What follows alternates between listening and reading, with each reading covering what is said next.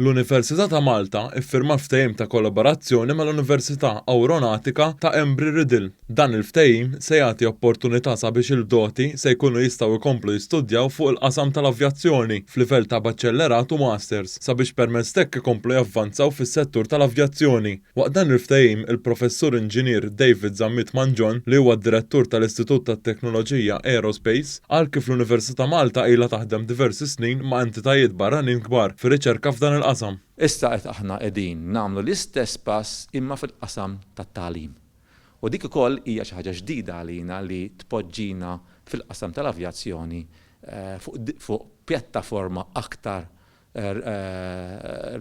recognizable fil-qasam mondjali. Preżenti għal dan il-ftehim kien hemm il-Ministru l-Edukazzjoni u Mbonnici li qal kif dan huwa importanti sabiex l-istudenti jkollhom aktar fejn jimirħu. Din hija xi ħaġa importanti ħafna fejn l-Università tagħmel dual program ma' Università Amerikana fl-Awronautika. Dan huwa l-futur li qed naraw għat-tfal tagħna, l-istudenti tagħna illi jkomplu bl-edukazzjoni tal-aqwa kwalità.